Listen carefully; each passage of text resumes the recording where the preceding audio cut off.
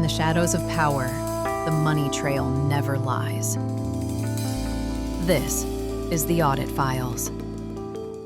The $313,000 police chief who audited himself. Welcome to the Audit Files, where the numbers never lie, but the people handling them usually do. I'm Juniper, and today's story? Let's just say it's a full-blown case of self-audit gone wrong. Today's episode? The story of a Missouri police chief who pulled double duty as the guy in charge of stopping crime and, apparently, committing it. Meet Daniel Paulino, former police chief and city administrator of Velda City, population just over 1,000. Yeah, it's the kind of place where everyone knows everyone. And now, everyone knows exactly who emptied the piggy bank. According to the feds, Daniel Paulino allegedly helped himself to about $313,000 of taxpayer city funds. That's roughly $285 per resident, or as we call it, the Velda City stimulus package. Paulino became Velda City's administrator in 2021 and stayed police chief until March 2024, 3 solid years of running the show. Long enough to prove he could enforce the law, rewrite the budget, and allegedly embezzle like a seasoned chief financial officer. The indictment says Paulino ran up more than 800 personal charges on the city's credit card, about $145,000 worth. Groceries, gas, maybe a weekend getaway. Who can say?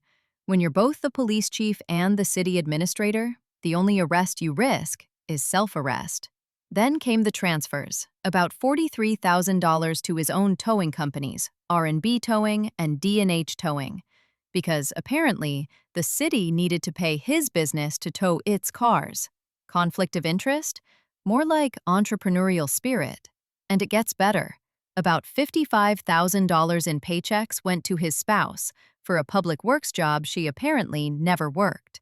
Nothing says power couple like getting paid by the taxpayers for a fake job. It's like a Hallmark movie, written by Martin Scorsese. Now, Paulino did return about $58,000 to the city later, so technically he's a part-time thief. Or, as auditors might say, a man deeply committed to justice. That's like robbing a bank, giving back the tip jar, and asking if it cancels out. He's now facing 3 counts of wire fraud, each carrying up to 20 years in federal prison, which means he might spend more time in federal housing than he ever did managing Velda City's housing. The now Velda City mayor claims he raised red flags back in 2022. The mayor who raised red flags is Derek Gill.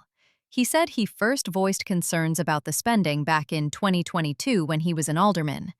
But in Velda City, oversight apparently means waiting until the FBI shows up with PowerPoint slides. For tax-paying residents, it's a gut punch.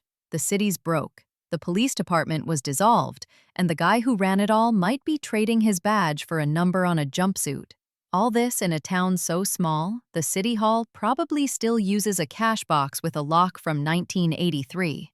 So what do we learn from the tale of Daniel Paulino? If one person controls the rules, the receipts, and the refunds, that's not efficiency. That's a one-man Ponzi scheme with a city badge. And just when you thought the headlines would cool off, the Missouri Attorney General dropped a brand new lawsuit in March 2025, accusing the city of violating the Sunshine Law by having secret meetings. Because apparently, after losing $313,000, Velda City decided to turn off the lights, too. At this point, the town's slogan should just read, Velda City, now with fewer secrets and even fewer funds. And as for the takeaway lesson from Daniel Paulino, it's hard to police yourself when you are the crime scene. Velda City, consider yourself audited. So now that we've found where the money went, they'll be printing more. This is the Audit Files. Remember, money talks if you know how to listen.